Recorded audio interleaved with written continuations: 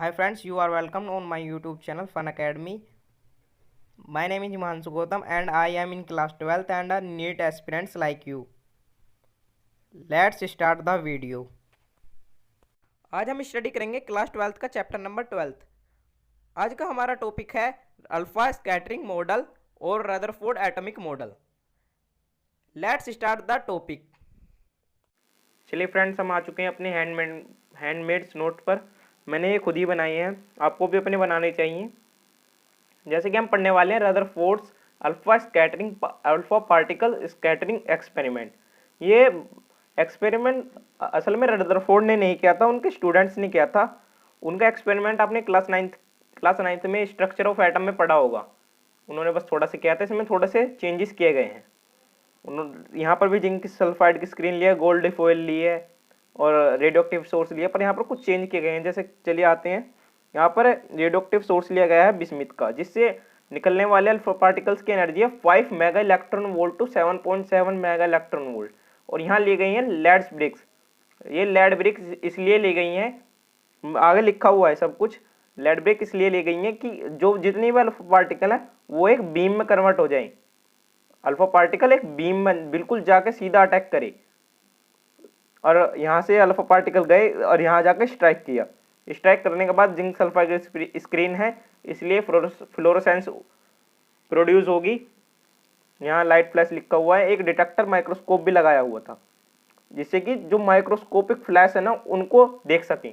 और ये gold foil है, इसकी थिकनेस है 10⁻⁻6 मीटर टू 10⁻⁻8 मीटर तक। चलिए आते हैं ये प्रोसेस कैसे किया गया। टेक अ रेडियोएक्टिव सोर्स, जैसे कि मैंने बताया बिस्मिथ लिया, जिसका न्यूक्लाई 237 AMU का था। इन्हें लेड बॉक्स, उसको भी एक लेड बॉक्स मिल गया। ये जो लेड बॉक्स है ये लेड है, लेड का बना हुआ है।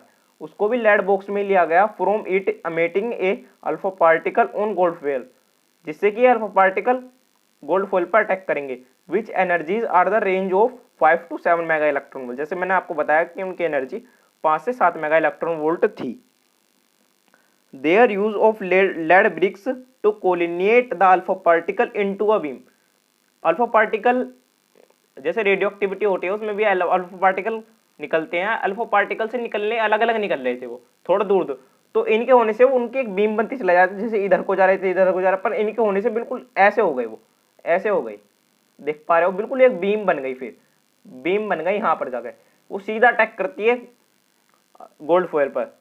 These use a thin gold foil because gold is highly malleable and they wanted A only layer of atom. उन्होंने गोल्ड फॉयल का यूज इसलिए किया क्योंकि वो बहुत ही मैलेबल थी और उन्हें बस एक ही लेयर चाहिए थी, क्योंकि अल्फा पार्टिकल तो एटम तो बहुत छोटा होता है, तो हम एक इंडिविजुअल एटम को तो ले नहीं सकते। इसलिए हमने उसके पूरा एक फॉयल ली, और वो चाहते थे बिल्कुल सिंगल लेयर बन जाए, मतलब कि एटम 2D में रहे, जैसे atom atom atom atom atom atom, बस एक ही लेयर बने उसकी, और कुछ नहीं बननी। आप समझ गए होंगे। उसकी थिकनेस 10⁻6 टू 10⁻⁻8, जैसे यहाँ लिखा हुआ है। उन्होंने उसके पीछे जिंक सल्फाइड की स्क्रीन लगा दी पूरे मॉडल के पीछे, और एक स्मॉल होल छोड़ दिया यहाँ पर। ये यहाँ तक स्क्रीन लगी हुई है, बस यहाँ पर छोटा सा होल है, छोटा सा माइक्रोस्कोपिक होल, भी बहुत छोटा था। ये हमने दिखाया हुआ है बड़ा सा, बस आपको कोई भी टीचर पढ़ाता है वो बड़ा सा दिखाएगा। बहुत छोटा सा होल छोड़ दिया small for beam entrance, beam के एंट्रेंस के लिए। He choose the screen because it observe strikes of alpha particle. वो अल्फा पार्टिकल की जो स्ट्राइक्स थी उसको ऑब्जर्व करना चाहते थे। They take a microscopic to see microscopic fluorescence. वो उन्होंने माइक्रोस्कोप डिटेक्टर लिया, जिससे कि माइक्रोस्कोपिक लेवल पर जो फ्लोरेसेंस स्ट्राइक उत्पन्न हो रही थी, प्रोड्यूस हो रही थी, उनको भी देख सके। He take only alpha particle because it have 2 positive charge and helium nucleus mass. उन्होंने अल्फा पार्टिकल इसलिए लिया क्योंकि उसके पास इलेक्ट्रॉन से 2 गुना ज्यादा चार्ज है, और हीलियम का न्यूक्लियस बहुत अच्छा खासा वजन होता है उसमें। उसका वजन होता है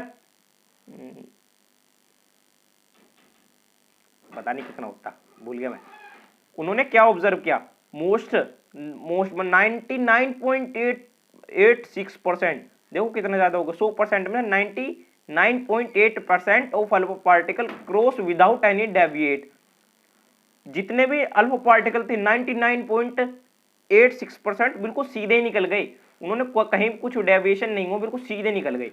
इससे हमें पता चलता है कि कंक्लूजन भी आगे लिख रखे हैं कि ज्यादातर एटॉमिक का ज्यादातर भाग खाली होता है, जितने पार्ट है एटम का वो खाली होता है। 0.14 इसमें से अगर 100% में से माइनस करेंगे 0.14 of alpha particle deviate with more than 1 degree angle. 0.14% alpha particle एक एंगल से ज्यादा हुए इन 8,000 में से एक alpha particle deviate more than 90 degree. जितने वाले अल्फा पार्टिकल 90 डिग्री से डेविएट हुए 8,000 में से एक, और 10 लाख 10⁻6 दे रखा है यहाँ, 10 लाख में से एक अल्फा पार्टिकल 180 डिग्री से डेविएट हुआ, जो जहां से आया वहीं को चला गया पीछे 180 डिग्री एंगल से। अब देखते हैं उन्होंने क्या ऑब्जर्व किया। ऑब्जर्व तो हमने कर लिया, देखते हैं क्या कंक्लूजन्स निकलते हैं। There are the positive charge inside the atom is concentrated to an extremely small space called nucleus। वहां पर जो जितना भी पॉजिटिव चार्ज था वो बिल्कुल बहुत छोटे साइज में कंसंट्रेट था। And the whole atom is hollow, और जितना बाहर का न्यूक्लियस था वो खाली था। आपके एनसीईआरटी में दिया होगा जैसे एक स्टेडियम और उसके बीचों बीच रखी बॉल, वो ऐसा था कुछ एटम। आप देखते हो क्रिकेट तो देखते होंगे, पूरा स्टेडियम और उसके बीच में एक छोटी सी ball. The number of alpha particle at a particular angle is differ for different metal foil, so different metal have a different positive charge in their nucleus. जो अल्फा पार्टिकल का डेविएट होने का जो एंगल था वो हर एक element के लिए अलग अलग था। अगर हम इसकी जगह प्लेटिनम की फॉइल लें या फिर सिल्वर की फॉइल लें तो उसके लिए अलग अलग होगा। तो इससे पता चलता है कि हर एक एलिमेंट में अलग अलग पॉजिटिव चार्ज होता है, या फिर उसके न्यूक्लियस में अलग अलग charge. The electron are attached by the positive nucleus but electron do not move toward nucleus, it utilise this force as centripetal force and revolve in any circular orbits around the nucleus. Electron जो होते हैं वो nucleus से जुड़े होते हैं, electron पर negative charge होता है और न्यूक्लियस पर पॉजिटिव चार्ज। इलेक्ट्रॉन उसकी तरफ अट्रैक्ट नहीं होते, वो इस एनर्जी को सेंट्रीपिटल फोर्स में कन्वर्ट कर लेते हैं, जैसे आपने सर्कुलर मोशन क्लास 11 में पढ़ा होगा। The order of size nucleus is 10⁻⁻15 metre. Nucleus का जो साइज था 10⁻⁻15 और एटम का जो साइज था 10⁻10 मीटर था। जैसे कि यहाँ एक एग्जांपल दिया हुआ है, नहीं ये एनसीईआरटी में ग्राफ दिया हुआ है, आपने देखा भी होगा अगर आपने एनसीईआरटी पढ़ी है तो एनसीईआरटी में ग्राफ दिया हुआ है। जैसे जैसे यहाँ ये नंबर ऑफ अल्फा पार्टिकल है, ये नंबर ऑफ नहीं मेजरमेंट ऑफ एंगल है। जैसे जैसे एंगल बढ़ता जा रहा है वैसे वैसे अल्फा पार्टिकल कम हो जाता है। ये बिल्कुल यहाँ के 0 हो गए, थोड़ा बड़ा दिखा दिया। यहाँ पर 1 या 2 ही थे, 180 डिग्री पर बिल्कुल कम थे। देखो यहाँ पर ज्यादा थे 10⁻⁸। जैसे जैसे बढ़ता जाता है वैसे खाली होता जाता है। Number of alpha particle deviate at theta angle, इस निकालने के लिए number of k(z²) sin⁴ θ-2 distance of closest approach and the estimate the size of nucleus.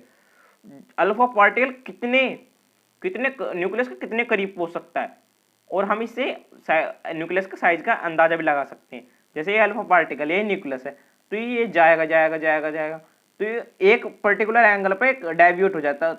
तो वहां पर वो जो डिस्टेंस है ना, हमें वो फाइंड करनी है जहां पर ये बिल्कुल बहुत पास होता है, बिल्कुल नियरेस्ट डिस्टेंस होती है। Alpha apply conservation of mechanical energy, अगर आपने 11th पढ़ा होगा तो, अगर आपने 11th पढ़ा है तो apply conservation of mechanical energy, initial potential energy plus kinetic potential energy is equal to initial final potential energy plus initial kinetic energy. जब अल्फा पार्टिकल यहां से यहां जा रहा है तो इसकी एनर्जी इतनी थी, और जब काइनेटिक एनर्जी की हमें पता नहीं है, इसकी फाइनल पोटेंशियल एनर्जी अब भी इतनी है कि हम इसे R0 मान लेते हैं, पर इसके फाइनल काइनेटिक एनर्जी 0 हो गई थी।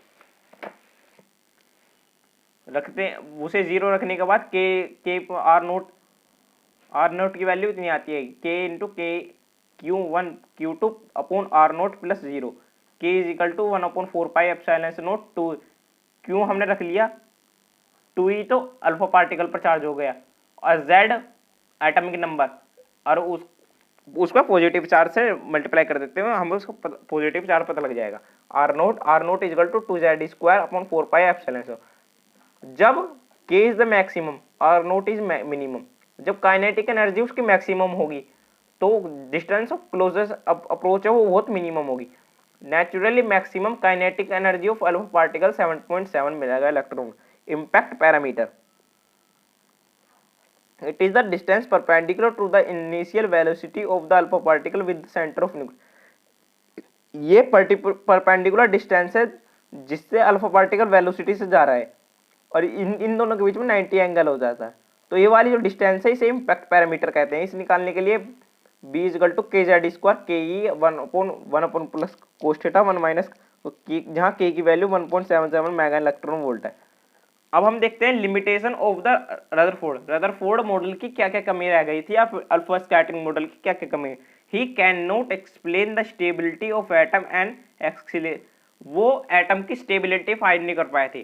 जैसे कि एक एक्सीलरेटेड चार्ज मैक्सवेल ने बताया था, अगर कोई भी एक्सीलरेटेड चार्ज पार्टिकल है तो वो अपनी एनर्जी इमिट करेगा, so electron continuously emits radioactive energy. Electron अपनी एनर्जी एमिट करता रहेगा और ऐसा अपनी एनर्जी का लॉस कर देगा और बाद में जाकर न्यूक्लियस से कोलाइड कर दिया जाएगा और न्यूक्लियस वाज डेस्टोरेट, न्यूक्लियस खत्म हो जाएगा, पर ऐसा होता नहीं है। He can not explain the discrete spectrum of atom, वो एटम का डिस्क्रीट स्पेक्ट्रम समझा नहीं पाए। बोर एटम मॉडल, इसे हम अगली वीडियो में कवर करेंगे।